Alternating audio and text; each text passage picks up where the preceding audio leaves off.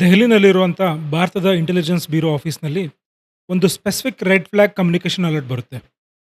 ತಕ್ಷಣ IB officers ಅದನ್ನ base ಮಾಡಿಕೊಂಡು ಬಿಹಾರ್ ರಾಜ್ಯದ ಬಕ್ಸರ್‌ನಲ್ಲಿ ಒಬ್ಬ ವ್ಯಕ್ತಿನ ಒಂದು ಹಳ್ಳಿಯಿಂದ ಅರೆಸ್ಟ್ ಮಾಡ್ತಾರೆ.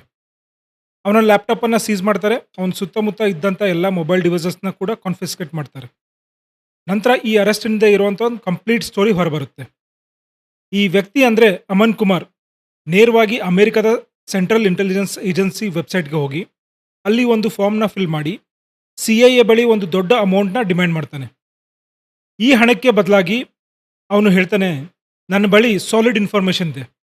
ಭಾರತದ ಪ್ರೈಮ್ ಮಿನಿಸ್ಟರ್ ಸೆಕ್ಯೂರಿಟಿಯನ್ನ ಹೇಗೆ ಬ್ರೀಚ್ ಮಾಡ್ಬೋದು ಅನ್ನೋ ಕೇಪಬಿಲಿಟಿ ಮತ್ತು ಸಾಲಿಡ್ ಪ್ಲಾನ್ ತನ್ನ ಬಳಿ ಇದೆ" ಅಂತ ಕ್ಲೈಮ್ ಮಾಡ್ತಾನೆ. ಮತ್ತು ಅವನು ಸಿಐಗೆ ಹೇಳ್ತಾನೆ, "ನೀವು ನನಗೆ ದುಡ್ಡು ಕೊಡ್ತೀರಾ ಅಂದ್ರೆ ನಾನು ನಿಮಗೆ ಪಕ್ಕಾ ಇನ್ಫಾರ್ಮೇಷನ್ ಕೊಡ್ತೀನಿ. ಪ್ರೈಮ್ ಮಿನಿಸ್ಟರ್ ಅವರ ಸೆಕ್ಯೂರಿಟಿನ ಹೇಗೆ ಬ್ರೀಚ್ ಮಾಡಬಹುದು ಅಂತ ಎಲ್ಲ ಪ್ಲಾನ್ ರೆಡಿ ಇದೆ. ಅದರ ಫುಲ್ ಡೀಟೇಲ್ಸ್ ನನ್ನಿಂದ ತಗೊಳ್ಳಿ" ಅಂತ ಹೇಳ್ತಾನೆ. ಈ ತರದ ಒಂದು ಕಮ್ಯುನಿಕೇಷನ್ ಭಾರತದಲ್ಲಿ ಬಕ್ಸರಿಂದ ಒಂದು ಐಪಿ ಅಡ್ರೆಸ್ ಮೂಲಕ ಅಮೆರಿಕದ ಸಿಐಎಗೆ ಕಳಿಸಲಾಗಿತ್ತು.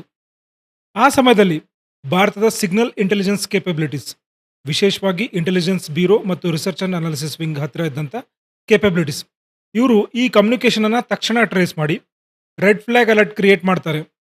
ಈ ಮೇಲ್ ಕ್ರಿಯೇಟ್ ಆದ 5 ಅವರ್ನಲ್ಲೇ ಅವನ ಅರೆಸ್ಟ್ ಮಾಡಿ ಕಸ್ಟಡಿಗೆ ತೆಗೆದುಕೊಳ್ತಾರೆ. ಇಲ್ಲಿ ಪ್ರಶ್ನೆ ಏನ್ ಬರುತ್ತಂದ್ರೆ, ಈ ಅಮನ್ ಕುಮಾರ್ ಯಾಕೆ ಇಂಥ ಸೆಂಟ್ರಲ್ ಇಂಟೆಲಿಜೆನ್ಸ್ ಏಜೆನ್ಸಿ ವೆಬ್ಸೈಟ್‌ಗೆ ಹೋಗಿ ಇಂಥ ಇನ್ಫಾರ್ಮೇಷನ್ ಅನ್ನ ಸಿಐಗೆ ಕೊಡೋ ಸ್ಟ್ರಾಟಜಿ ಯಾಕೆ ಮಾಡ್ಕೊಂಡ? ಈ ಅಮನ್ ಕುಮಾರ್ ಏನು ಇನ್‌ಫ್ಲುಯೆನ್ಷಿಯಲ್ ಅಥವಾ ಯಾವುದೇ ತರದ ಟೆಕ್ ಹೆಡ್ ಅಲ್ಲ. ಈ ವ್ಯಕ್ತಿ ನಿಜವಾಗಿಯೂ ಇಂಥ ಇನ್ಸಿಡೆಂಟ್ ಅನ್ನ ಎಕ್ಸಿಕ್ಯೂಟ್ ಮಾಡೋ ಸಿಚುಯೇಷನ್ ಅಲ್ಲಿ ಇದ್ದನಾ? ಅಥವಾ ಆ ಕೇಪಬಿಲಿಟಿ ಅವನಿಗಿತ್ತಾ? ಮತ್ತೆ ಈ ವ್ಯಕ್ತಿಯ ಹಿಂದೆ ಯಾವ ತರದ ಮೋಟಿವ್ಸ್ ಇತ್ತು? ಯಾಕಂದ್ರೆ ಇಲ್ಲಿ ಫಸ್ಟ್ ಪಾಯಿಂಟ್ ಏನಂದ್ರೆ, ಒಂದು ಪಿಎಂ ಸೆಕ್ಯೂರಿಟಿನ ಬ್ರೀಚ್ ಮಾಡೋ ಮತ್ತು ಅದರ ಪ್ಲಾನ್ ಇವನ ಹತ್ರ ಹೇಗೆ ಬಂತು ಅನ್ನೋದು. ಅಥವಾ ಅವನು ಸುಳ್ಳು ಹೇಳ್ತಾ ಇದ್ದಾನಾ ಅನ್ನೋದು. ನೀವು ಈ ವಿಷಯನ ಸ್ವಲ್ಪ ಕೇರ್‌ಫುಲ್ಲಿ ಅಬ್ಸರ್ವ್ ಮಾಡಿ. ಇಂಟೆಲಿಜೆನ್ಸ್ ಲ್ಯಾಂಗ್ವೇಜ್‌ನಲ್ಲಿ ಈ ಪರ್ಟಿಕ್ಯುಲರ್ ಇನ್ಸಿಡೆಂಟ್‌ನ ಫ್ಲೈ ಪೇಪರ್ ಎಫೆಕ್ಟ್ ಅಂತ ಹೇಳ್ತಾರೆ.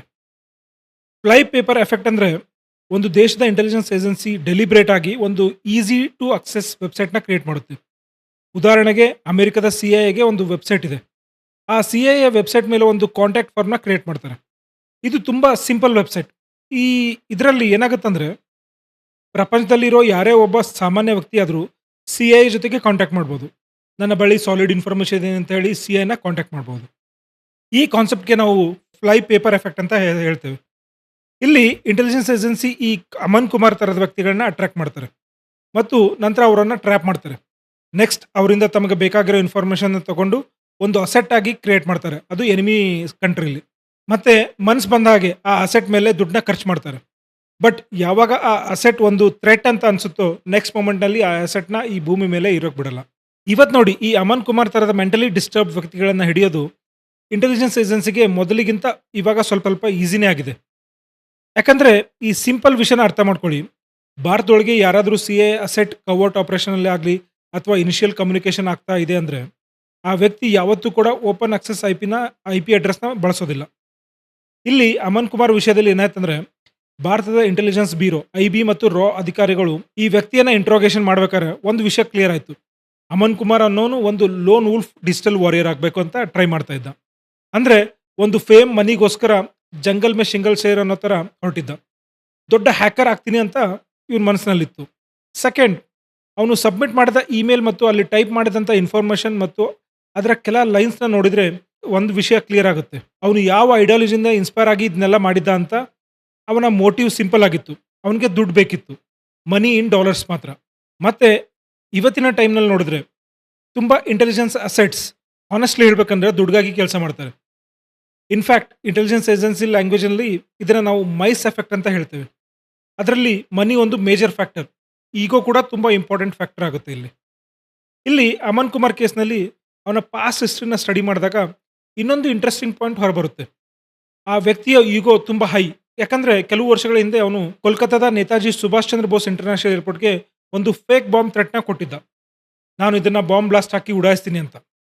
ಈ ಕಾಂಟೆಕ್ಸ್ಟ್‌ನಲ್ಲಿ ಇವನ ಆಕ್ಟಿವಿಟೀಸ್‌ನ ಅಬ್ಸರ್ವ್ ಮಾಡಿದ್ರೆ, ಅವನು ಇಲ್ಲಿ ಸಿಐಎ ಜೊತೆ ಕಮ್ಯುನಿಕೇಷನ್ ಎಸ್ಟಾಬ್ಲಿಷ್ ಮಾಡೋಕೆ ಟ್ರೈ ಮಾಡಿದ ರೀತಿಯನ್ನು ನೋಡಿದ್ರೆ, ಅದು ಯಾವ ರೀತಿಯಿಂದಲೂ ನಾರ್ಮಲ್ ಅಲ್ಲ. ಯಾಕಂದ್ರೆ ಒಂದು ಫಾರಿನ್ ಇಂಟೆಲಿಜೆನ್ಸ್ ಏಜೆನ್ಸಿ ಪೇರೋಲ್ ಮೇಲೆ ಕೆಲಸ ಮಾಡೋ ವ್ಯಕ್ತಿ ಅಥವಾ ಬಯಸೋ ವ್ಯಕ್ತಿಗಳು ಈ ತರದ ಓಪನ್ ಕಮ್ಯುನಿಕೇಷನ್ ಮಾಡೋಕ್ಕಂತೂ ಸಾಧ್ಯ ಇಲ್ಲ. ಹಾಗೆ ನಾವು ಇನ್ನೊಂದು ವಿಷಯನ ಅರ್ಥ ಮಾಡ್ಕೊಳ್ಬೇಕು. ಇವತ್ತಿನ ಡೇಟ್‌ನಲ್ಲಿ ಭಾರತದಲ್ಲಿ ಸಿಐಎ ಅಸೆಟ್ಸ್ ಇಲ್ಲ ಅಂತ ಹೇಳಕ್ಕಾಗಲ್ಲ. ಭಾರತದ ಬ್ಯೂರೋಕ್ರಸಿಯಿಂದ ಹಿಡಿದು, ಇಂಡಿಯನ್ ಪೊಲಿಟಿಕಲ್ ಪಾರ್ಟೀಸಿಂದ ಹಿಡಿದು, ಯೂನಿವರ್ಸಿಟಿ ಕ್ಯಾಂಪಸ್‌ನಿಂದ ಹಿಡಿದು, ಎನ್‌ಜಿಒಸ್, ಚಾರಿಟಬಲ್ ಟ್ರಸ್ಟಿಂದ ಹಿಡಿದು, ಅಕಾಡೆಮಿಕ್ ಇನ್ಸ್ಟಿಟ್ಯೂಟ್ಸ್, ಯೂನಿವರ್ಸಿಟೀಸ್ ಕ್ಯಾಂಪಸ್ ಮತ್ತೆ ಇಸ್ರೋ ಇಂದ ಹಿಡಿದು ಡಿಫೆನ್ಸ್ ಸೆಕ್ಟರ್ ಒಳಗೂ ಅಮೆರಿಕದ ಸಿಐಎ ಪೆನೆಟ್ರೇಷನ್ ಹಿಂದೆನೂ ಇತ್ತು, ಈಗಲೂ ಸಾಕಷ್ಟು ಮಟ್ಟಿಗಿದೆ. ಆದ್ರೆ ಭಾರತದ ಕೌಂಟರ್ ಇಂಟೆಲಿಜೆನ್ಸ್ ಅವ್ರ ಮೇಲೆ ಯಾವಾಗಲೂ ಒಂದು ಕಣ್ಣಿಟ್ಟಿರುತ್ತೆ. ಇದು ಹೇಳೋದ್ರಲ್ಲಿ ಮತ್ತೆ ಕ್ಲೈಮ್ ಮಾಡೋದ್ರಲ್ಲಿ ಏನೂ ತಪ್ಪಿಲ್ಲ. ಇಂಡಿಯಾದಲ್ಲಿ ಆಗೋ ಸಿಐಎ ಕೋಆರ್ಟ್ ಆಪರೇಷನ್ಸ್ ಮತ್ತು ಮೂವ್‌ಮೆಂಟ್ಸ್‌ನ ಇಂಡಿಯಾದ ಇಂಟೆಲಿಜೆನ್ಸ್ ಬ್ಯೂರೋ ನ್ಯೂಟ್ರಲೈಸ್ ಮಾಡ್ತಾನೆ ಇರುತ್ತೆ. ಇದು ಆಬ್ವಿಯಸ್ ಆಗಿ ನ್ಯೂಸ್ ಪೇಪರ್‌ನಲ್ಲಿ ಬರೋದಿಲ್ಲ. ಕಾಮನ್ ಪೀಪಲ್‌ಗೆ ಅರ್ಥನೂ ಆಗೋದಿಲ್ಲ.